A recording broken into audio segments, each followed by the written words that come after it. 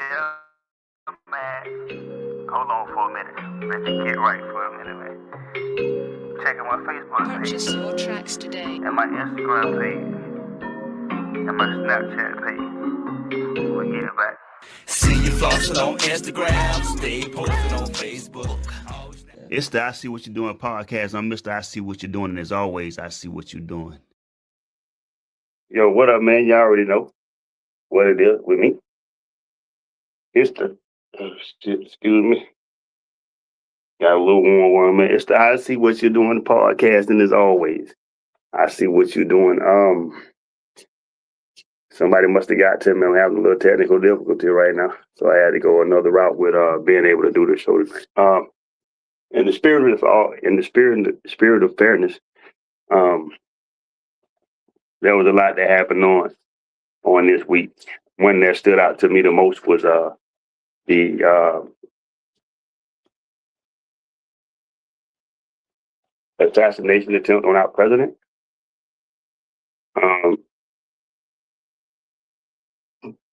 It was a real interesting thing to me.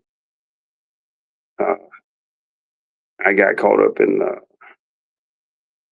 all the excitement with our president and the attempt. But I wanted to go over, from a historic standpoint, the attempts that were made on presidents in the United States. By far, the most interesting would be our sitting president. The interest is that our sitting president has there's been multiple attempts on him.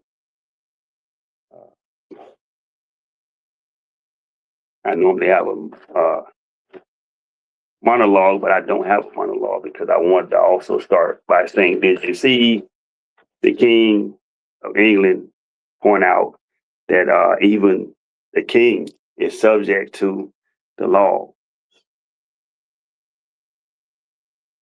Even the king is subject to the law, right? The king of a country that is the ruler of that country is still subject to the laws. Our president is not subject to those laws. Or so it may seem, but nonetheless, let's do the proper homework. You get it? So, in the spirit of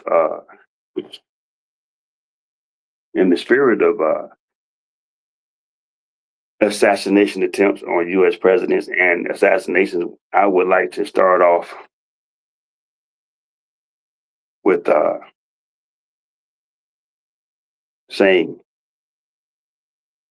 the information may be a little bit sensitive to some people because, some people don't know this information. Some people haven't taken the time to understand this information clearly. We just go about what's being presented to us, and I've done a lot of podcasts on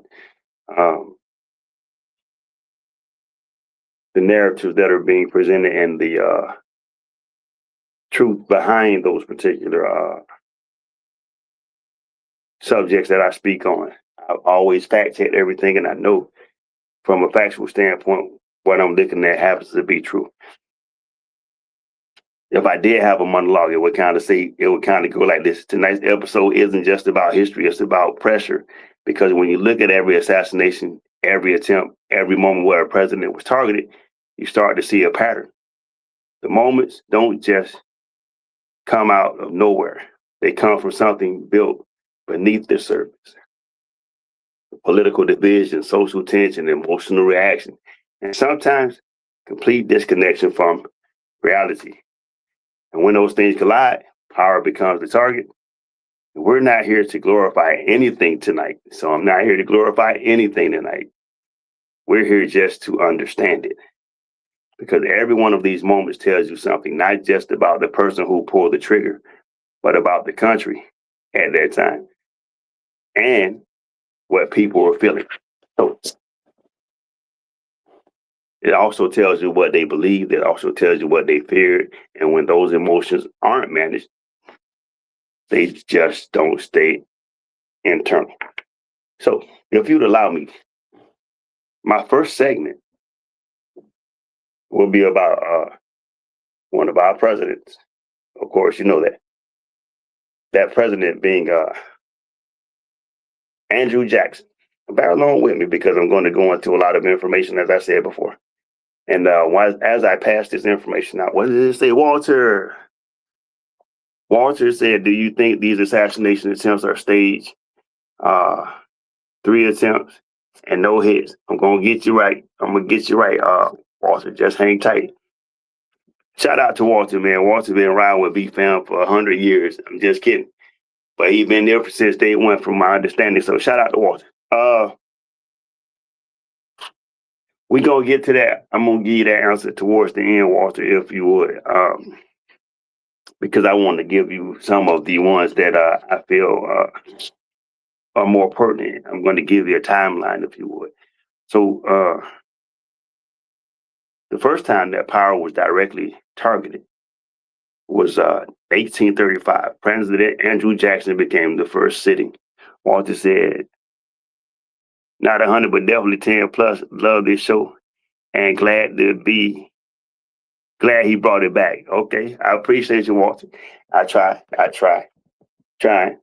So in 1835, President Andrew Jackson became the first sitting U.S. president to face an assassination attempt. Make sure I got it all. To survive an attempt while attending a funeral at the U.S. Capitol. A man approached him at close range and fired a pistol directly at him. The weapon misfired. In a moment that felt almost surreal, the attacker immediately pulled out a second pistol and attempted to fire again, only for that weapon to misfire as well. Talk about luck. What followed was chaos. Jackson, known for his aggressive and fearless personality, reportedly lunged at the attacker and began striking him with the cane before others intervened and restrained the situation. The entire event unfolded in seconds, but the impact of that moment extended far beyond the incident itself. For the first time in American history, the idea that a president could be directly targeted in public was no longer theoretical, it was real. So you got reality coming into play. Now, while the attacker was believed to be mentally unstable, the broader environment surrounding Jackson's presidency cannot be ignored. Jackson was one of the most polarizing. Karen said, I didn't know we could chat too. First time we're listening in a while on a flight to Japan. Karen is going to Japan. Bring me back a souvenir, Karen. No, but seriously, safe travels. Hope you land safely. Hope you have a great time. And hope you make it back home safe. You feel me? So my prayers and my well wishes are with Karen on her vacation to Japan. So the attacker was believed to be mentally unstable. Karen said, I appreciate that. The broader environment surrounding Jackson's presidency couldn't be ignored at this particular moment. Jackson was one of the most polarizing leaders in America. His policies, his leadership style, and aggressive use of executive power. Doesn't that sound familiar? Aggressive use of executive power created strong loyalty amongst supporters and deep resentment amongst critics. This combination of public division and individual instability created a situation where the presidency itself became a focal point for action. This wasn't just one individual. It was about how tension, when combined with unpredictability,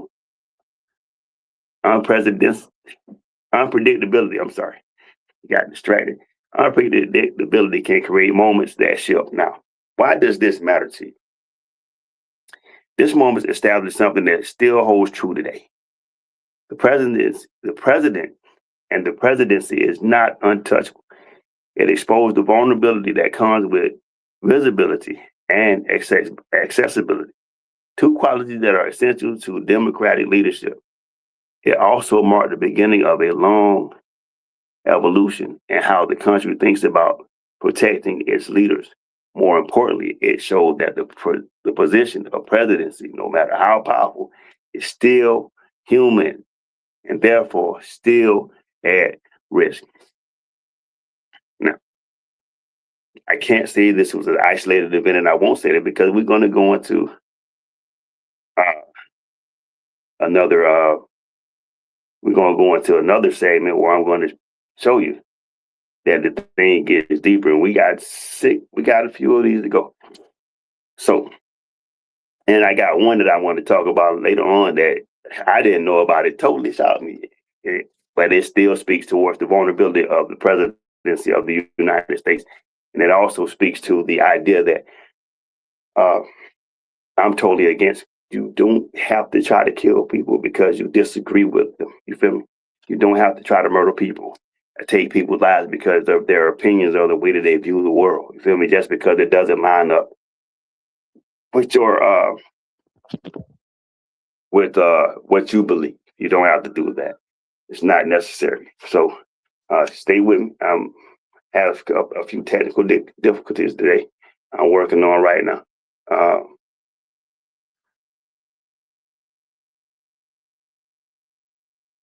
And as I'm trying to work through them, I'm still pushing through my show because this is not just my show. This is you guys' show, and I think and I appreciate everyone who shows up every week to support and comment on this particular show. You get it? So and as you scroll across at the screen down at the bottom, you can see the email that you can send comments to, ask questions about a topic, inquire about the merchandise because I still have the t-shirts. I got some new merchandise coming.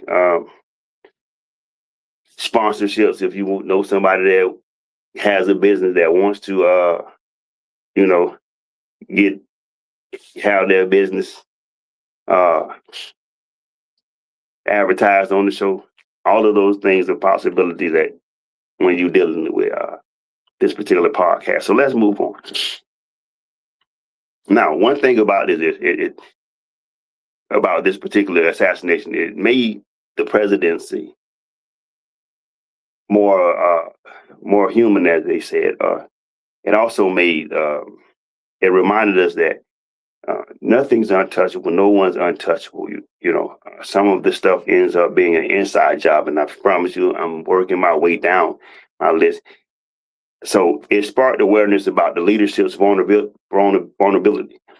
but it also began the conversation around presidential security because, I would think in 1835, security around the president couldn't have been as extensive as it is right now. See? Now, on my personal viewpoint is from the very beginning, the line was crossed. And once that line was crossed, there was no going back. Power would never be seen again as untouchable, right? So the second one, we started to we started to put presidents together, right? And the reason why I wanted to put presidents together is because out of the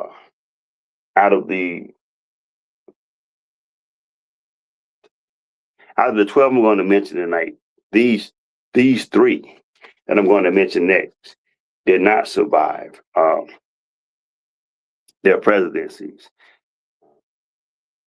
I'm speaking about Abraham Lincoln, James Garfield, and William McKinley. And it was a shock to me. Like somebody asked me when I was sitting down speaking about, the podcast and how it was going to go. They didn't know that McKinley was a president. So there you had it. Now, When leadership is removed during moments of national transition, that's the title of the topic here. What happened was the United States has experienced the assassination of 3 presidents during critical periods of change.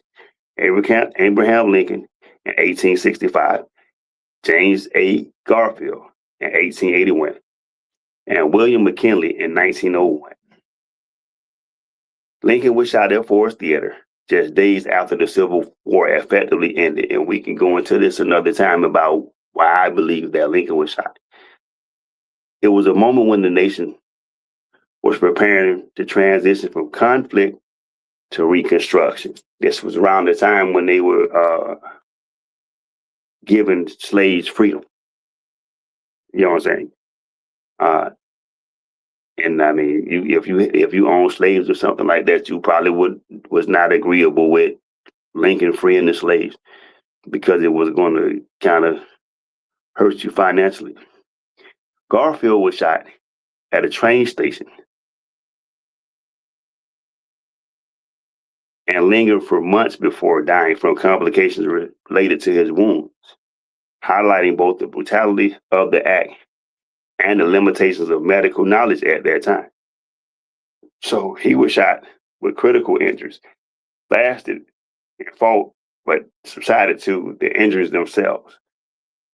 I know we have advanced a lot in medical science to where if you get shot, it's not the end all. So Joe said, do you think slavery is still going on? Joe, what up, man? I can answer this question for you right now. I do believe slavery is still going on. I believe slavery has never went away. It's just it's the way that it looks now. You know what I'm saying? Most of the systems, I don't believe that they ever dismantled the system of slavery. They just changed the face of how slavery looks. I always say at one time or another that I don't believe that the United States is truth absolutely free. You feel me? I can understand when you look back at history, the reason why they fought for and made a declaration of independence for freedom is because they were paying taxes and they didn't want to be under the rule of a monarchy. And now in this current time, the American people are paying taxes, and working class people are paying taxes, and the upper class are not paying taxes. So when you consider that, it's just the way that slavery looks right now. I mean, you can go to jail if you don't pay taxes. It's just like a forceful thing. But to answer your question, yeah, I believe that slavery's still going on. It's just that they created more slaves. And at this particular point, when I say created more slaves, just more people in the field, just more people in the workforce. It's kind of like sharecropping to me is what I would say, because I mean, you have to share a portion of your earnings with a country that, I mean, is pretty much allowing you to work, you know. So, but as I was going on, McKinley was assassinated at a public exposition while greeting citizens, reinforcing how accessibility to the presidents were during that era. Each of these events occurred in public settings. Opera House,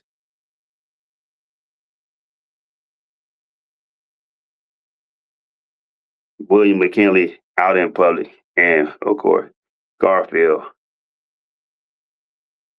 was at a train station.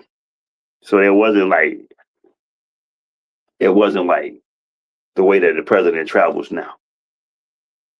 They were still getting on trains, and people. It was just like a regular job, I guess you would say. Like how some people run into the mayor. It wasn't the the it wasn't the a bunch of cars and Secret Service all over the grass and looking all around, making sure and identifying suspects. It wasn't the motorcades and all of that. Basically, it was just I got to go here, and that maybe they had a presidential car, but it was at the public train station. So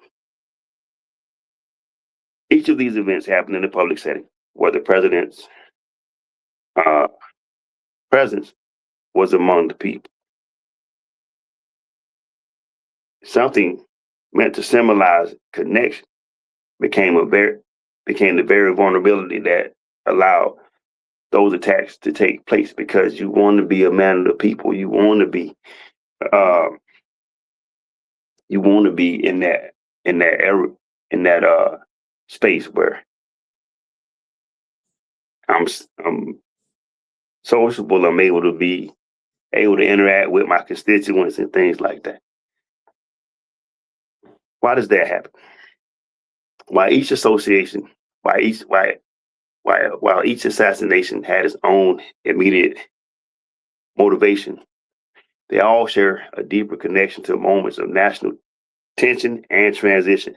Lincoln's assassination was rooted in post-war resentment and ideological conflict tied to the outcome of the Civil War. What I was saying, Civil War happened. North beat the South.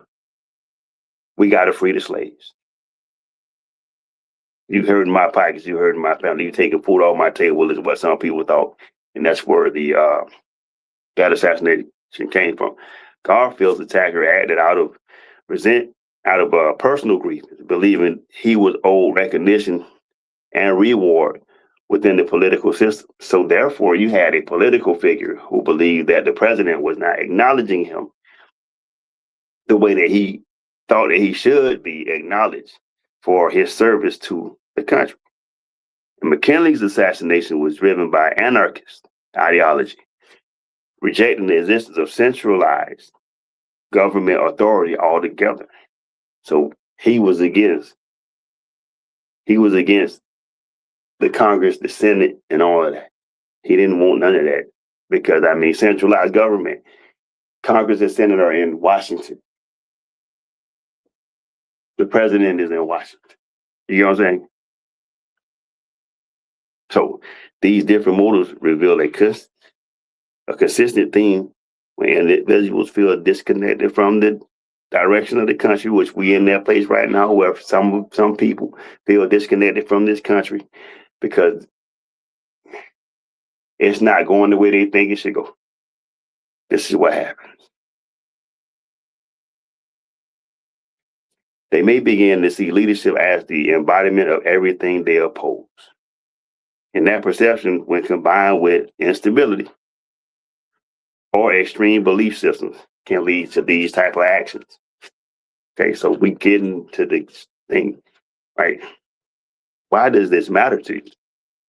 These assassinations did more than take lives. They altered the trajectory of a nation.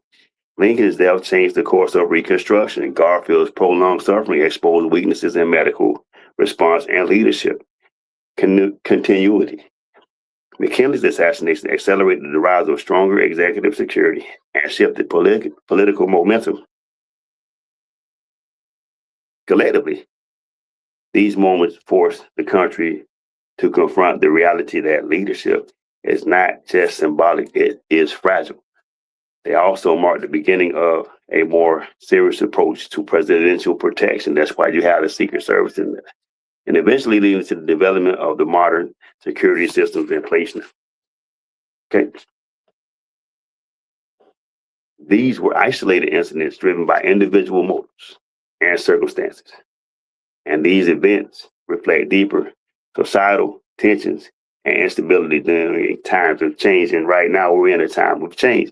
So that's why you're seeing these type of responses to these type of actions. Okay. And then we come to the moment that trust began to shift in modern America. And here's why I slowed this thing down, because this is the point where uh, things could become a little bit touchy. You feel me? I know a lot of people don't like to talk about these type of things, but let's just go into it. This fourth president also passed away from assassination. Too. At a time when there was transition, there was change. The title of this topic was "The Moment Trust Began to Shift in Modern America," because there was a lot of conspiracy wrapped around this particular assassination. If you're with me and you know your history, you know I'm catching you up. I'm bouncing around a little bit, but I'm catching you up to the idea, right? So what happened? Who am I talking about? On November 22nd, 1963, President John F. Kennedy was assassinated while riding in a motorcade through Dallas, Texas. The attack occurred in broad daylight in front of a crowd and was captured on film, making it one of the most widely witnessed tragedies in American history. The speed and visibility of the event created an immediate and overwhelming sense of shock across the nation. Within hours, the story had spread globally, marking one of the first times a national tragedy unfolded in real time through mass media. Lee Harvey Oswald was identified as the shooter, and while official investigations concluded that he acted alone, the circumstances surrounding the event led to decades of ongoing questions and debate. So this was the time of transition, and it was a touchy time, because had that particular president not been assassinated, it was going to be a moment of unification for all races, is what I believe. You get it? Some people don't want that, but I mean, hey, I understand.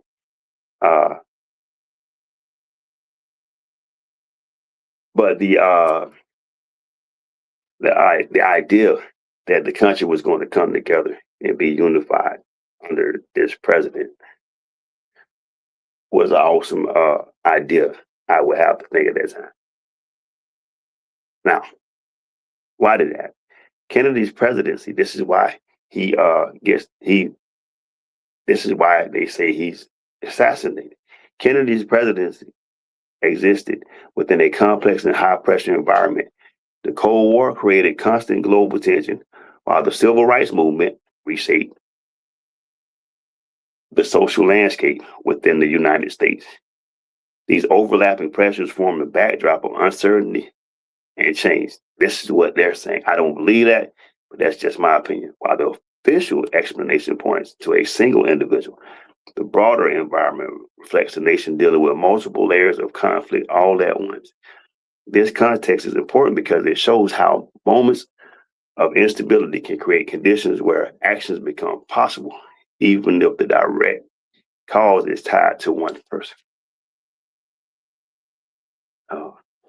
So I'm going to go here, and I'm not a conspiracy theorist, but there's a couple of different things that you have to take into account when you look at this particular topic here, this particular president, right? There's a lot of conspiracy theories still out. Feel free to go look at them for yourself.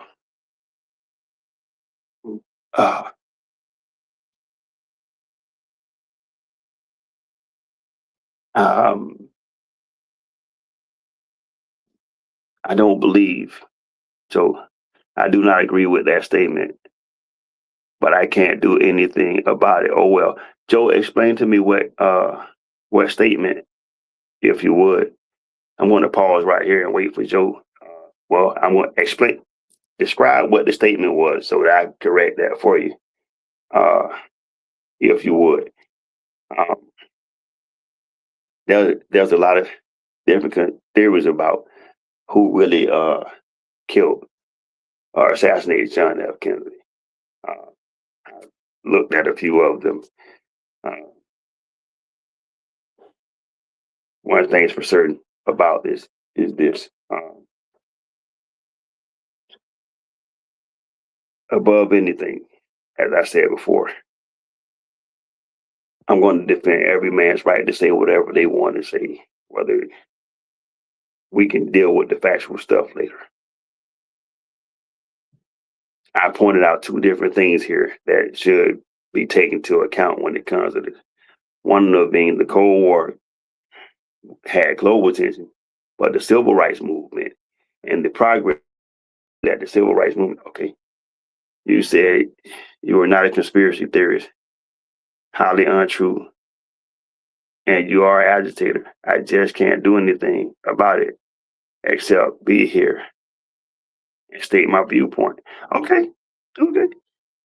I can accept that from you, Joe. I am not a conspiracy theorist, man. I'm not. What I'm giving you is factual stuff, bro. It's not conspiracy. What I'm giving you is factual. I have such a respect for information to where I wouldn't come here and give you. I wouldn't give you nothing that's untrue.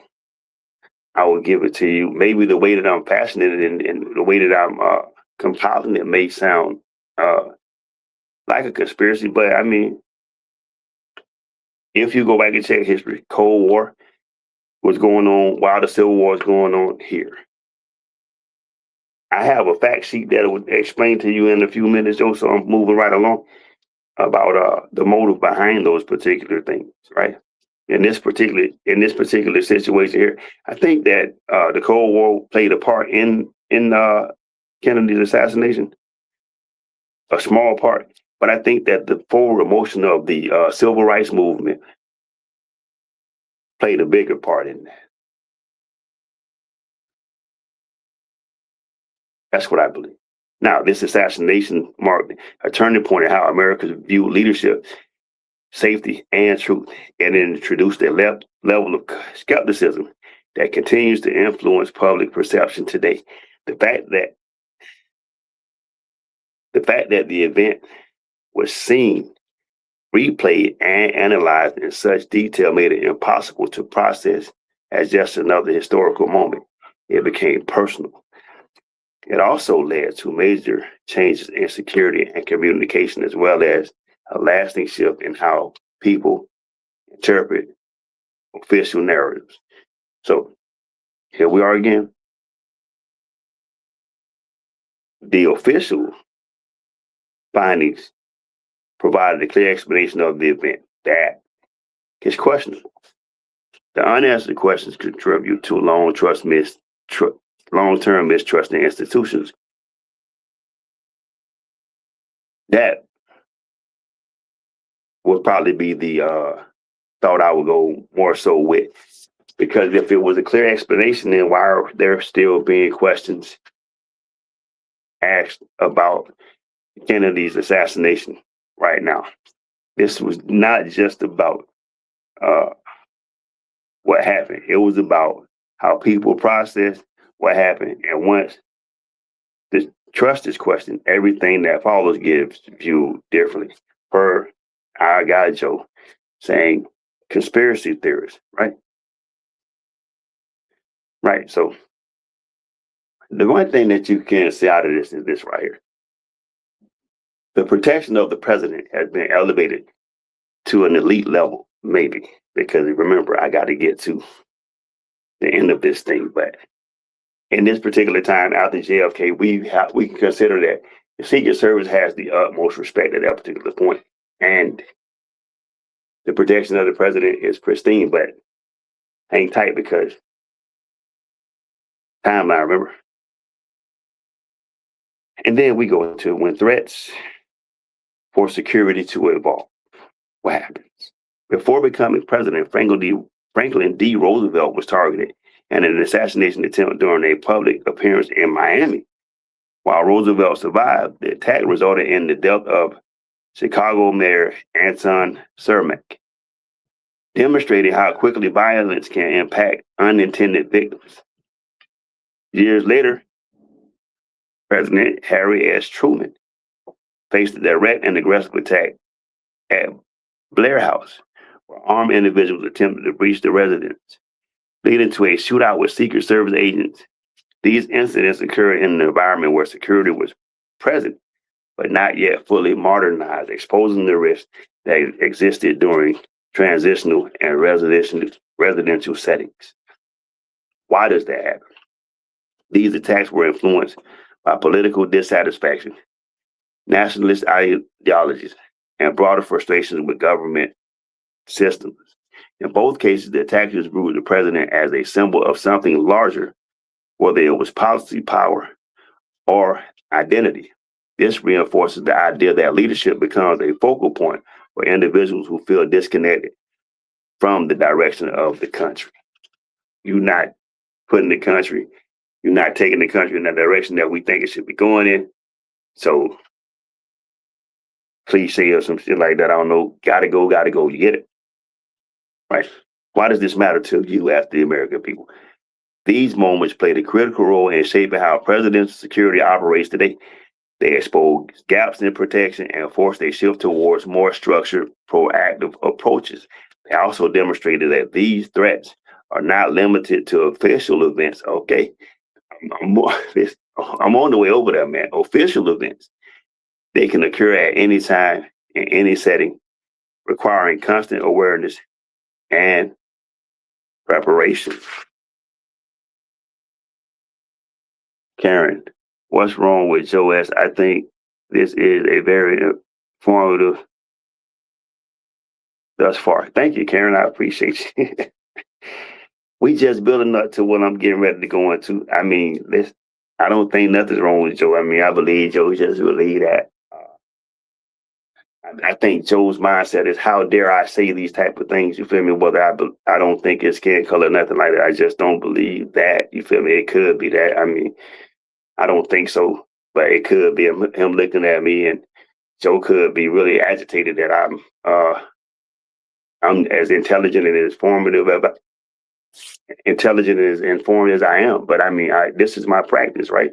This is my craft. So, if you want to be a professional football player, basketball player, or what, you practice that craft and you make sure that you're on top of your craft. Make sure you're the best at it. You feel me? I mean, I just happen to be here, but one day I'm going to be somewhere on the national level, rocking with BFAM forever. Get it? But we're going to be on another level, and then I'm going to be doing this from another space and time. Feel me?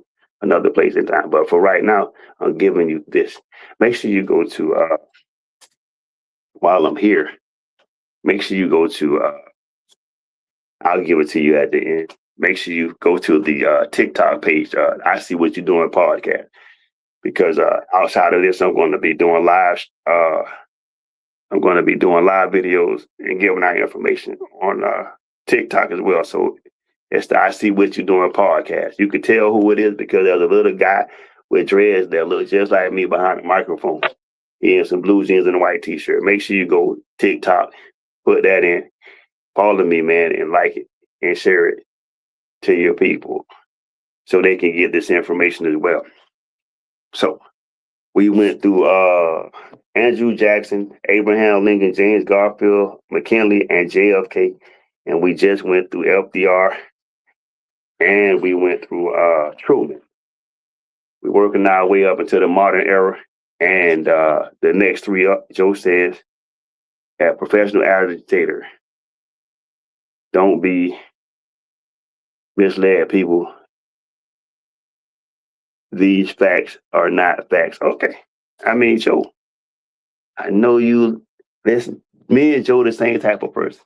Joe is a professional agitator as well. Not that he's agitating me, but I mean, I'm sure some of you people might be agitated by Joe. Don't be agitated by Joe, man. Joe is amazed at this type of stuff. He's amazed at my abilities when I get in front of a microphone. But I've been doing it so long to where it just comes natural to me. And I mean, I can't be mad at Joe for being jealous of my natural abilities. This is just what God gave me. I'm going to do this. I'm going to do this until I can't do it no more. Mind you, and I'm not even doing it for a particular race. I'm trying to inform the American people as a whole, which I think you should be supportive of that, Joe. Because, I mean, don't you want the American people to be informed and make informed decisions about the direction of this country? Wouldn't you like to have the American people be knowledgeable of the thing that's going on in this country that they miss during their everyday 9 to 5? Or would you prefer that America continues to be blind and led astray and drug and disarray and confusion? I mean, come on, Joe. Gas is up to what, $4.13. We have 2 wars going on. One of them we don't even speak about no more. And I mean, unless you really put your ear to get in front of a TV or put your ear to a radio or something, do you really hear about a war in Iran, between Iran and the United States? I mean, listen, I was confused about how the King of England was able to fly into this country while the United States and Iran is going to war. It kind of seemed like business as usual for me, but I mean, you know, Ukraine and Russia is still fighting. Just for those who forgot, because they don't tell about it anymore. But Roosevelt, Ford, and Reagan,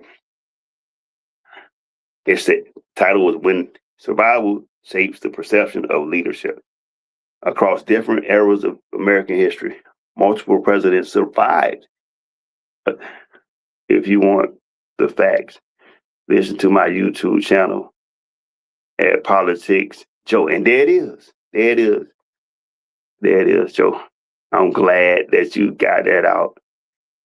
Not only do you follow me, but go follow Joe. And after that, compare notes, please. Compare notes. See how supportive that is, Joe? I really want the people who listen to go follow Joe. Do it again, Joe. Was it at Joe Politics? One of them. I mean, shit, I'm going to look, Joe. Right after I finish with, when I get a free moment, I'm going to look and listen to that. You might give me some information. I invited you on the show, but you won't show up. You won't show up. But across different eras of American history, multiple presidents survived assassinations that reveal both vulnerability and resilience. In 1912, in 1912, while campaigning for another term, Theodore Roosevelt was shot before delivering a speech. The bullet slowed by a folded manuscript and eyeglasses in his pocket did not immediately incapacitate him. And he proceeded to speak for nearly 90 minutes before seeking medical attention. Decades later, Gerald Ford experienced 2 separate assassination attempts within a matter of weeks in 1975, both occurring in public settings and both narrowly failing. In 1981, Ronald Reagan was shot outside a hotel in Washington, D.C., suffering serious internal injuries before being rushed into surgery and ultimately surviving. Each of these moments unfolded quickly in highly visible environments, reinforcing the reality that even with increasing security measures, the threat to leadership remains constant. So you can try if you will, but you can try if you will,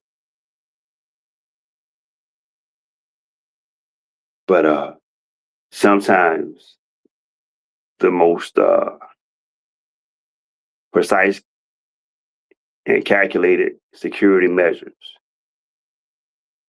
are not always effective.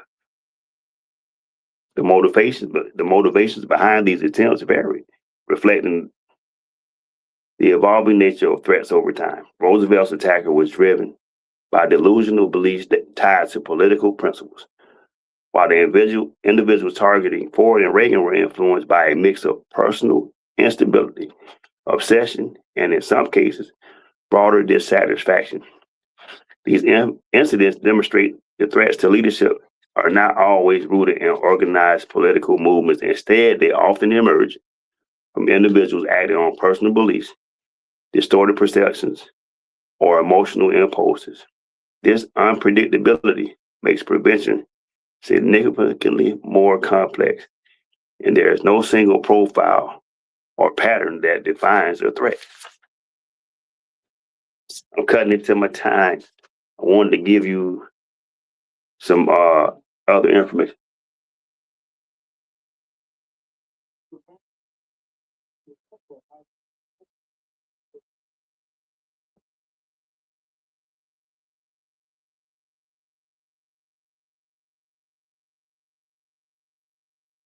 And we arrive to the end of it.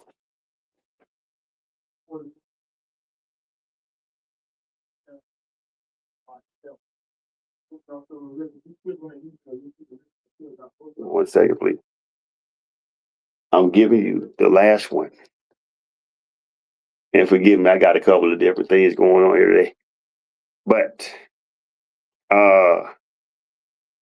George W. Bush and Donald Trump. Hey, Walter, wake up. Here we go. Joe, pay attention. Got a lot to get through in a short period of time. Excuse me. I'm sharing the space with someone today. And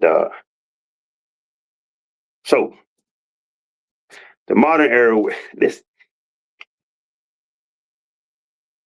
remember when I told you guys there was something here that I was going to say that surprised me and shocked me. Remember that. So here we go. In the modern era, the nature of threats against presidents has shifted alongside advancements in technology and communication. Here it is right here. This is I want you to listen to, because I didn't know this.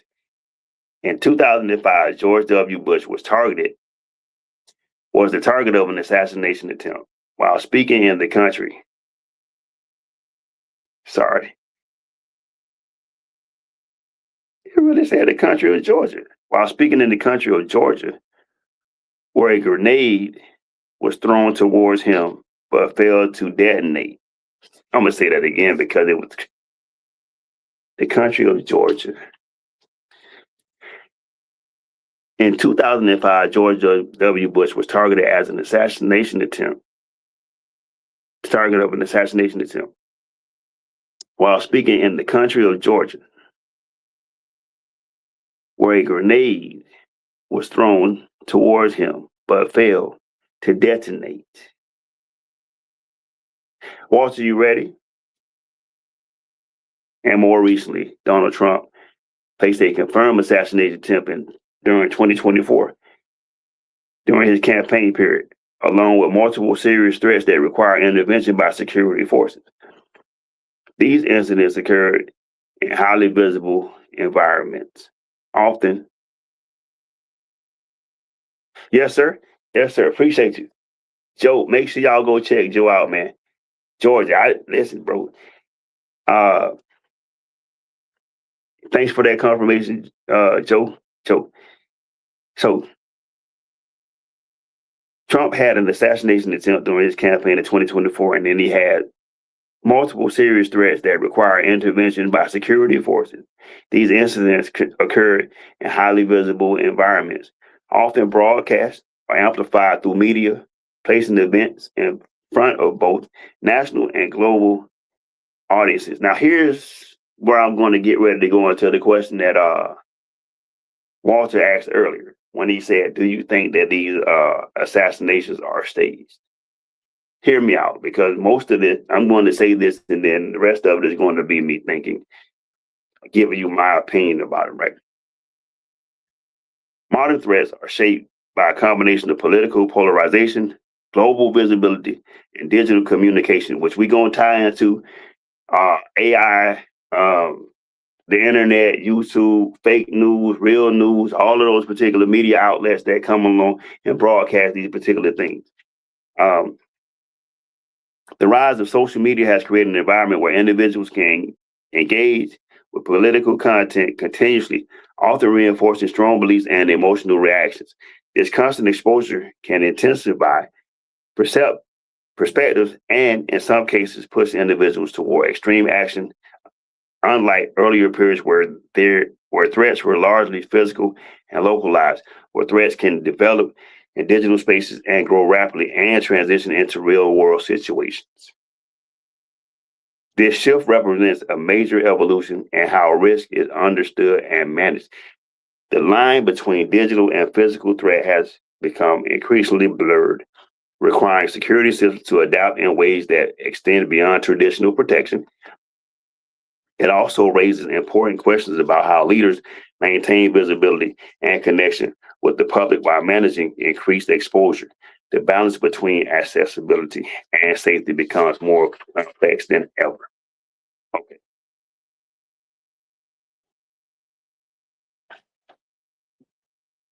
I'm going to take this last 10 minutes.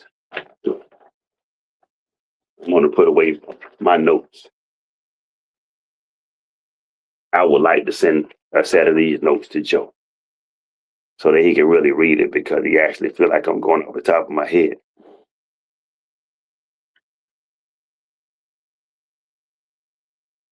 Confirmed assassination attempts on Donald Trump, says one, a campaign rally in 2024. And then they recorded multiple credible threats and security incidents, but not all qualify as confirmed attempts, right? Cool. Throughout this history, there have been 4 presidents that have been assassinated. Abraham Lincoln, 1865, James Garfield, 1881, William McKinley, 1901, and John F. Kennedy, 1963. 3 of which they say, I guess because of the time, beside my notes, confirmed with Lee Harvey Oswald, and then they gave out names of the other guy because of that time. Could have been different. The attacker, or the person who made an attempt on Andrew Jackson's name, was Richard Lawrence, who was a house painter with documented severe mental instability, who believed he was the rightful king of England.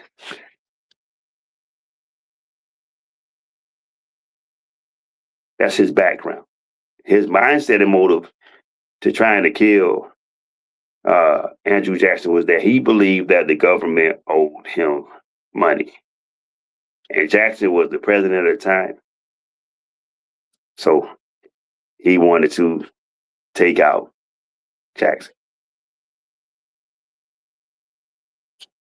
This is an example of a lone actor with mental instability. John Wilkes Booth was known as a stage actor and a Confederate sympathizer, so he believed that slavery should have still went on.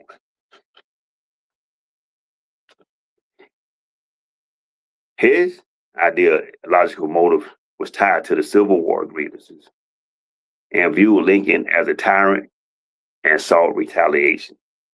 This is a clear case of politically motivated assassinations rooted in national division. Charles Guiteau was a failed lawyer who believed he deserved to be appointed to an office in government. Leon, that's who got Garfield. That's who was trying to take out Garfield. Leon Sokol targeted William McKinley. Lee Harvey Oswald, John F. Kennedy. You can go back and now y'all do a follow up on my TikTok. Giuseppe Zangara made an attempt on Franklin D. Roosevelt. Oscar Collazo and Griselio Torresolo targeted Harry S. Truman. John Strank targeted Theodore Roosevelt. Lynette Fromm and Sarah Jane Moore targeted Gerald Ford. John Hinckley Jr. targeted Ronald Reagan. Vladimir Iseewhatyoudoin targeted George Bush. And in the modern case, in 2024, they don't say who targeted Donald Trump.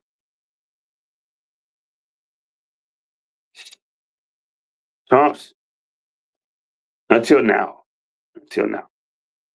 well, they said it was one. Michael Stephen Stanford attempted to grab a police officer's gun at a Trump rally on June 18th, 2016, who intended to kill Trump. He was arrested and later deported. Thomas Matthew Crooks, on July 13, 2024, fired at Trump during a rally. Trump was wounded and one attendee was killed. Stanford wanted to prevent Trump from becoming president. Crooks' attempt and his motive was unclear. Ryan Wesley Root was going to attempt to kill Trump on September 15th of 24. He was near Trump's golf course with a rifle. He was stopped before fire. His intent was to assassinate Trump, and all of us know the most recent, Cole Thomas Allen.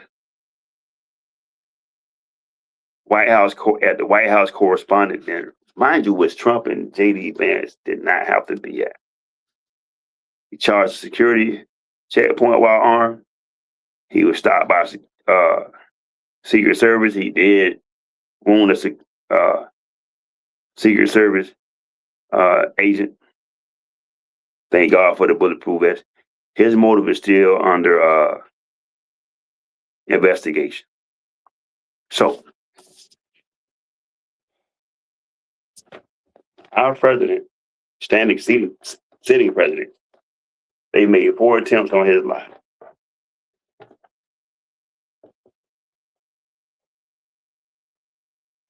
Was it staged? I mean, shit. At this particular point, you can stage anything at this particular point. Do I believe it was staged? I'm going to say this right here. I believe that to grab the sympathy and empathy of a nation that's in disarray, after you look at the approval, your approval numbers, after you hear what the nation is saying about the way that the country is being ran, anything is possible. I wasn't there. I know that for a fact. There have been 4 attempts on the president's life. And I think that the people around him are doing a great job.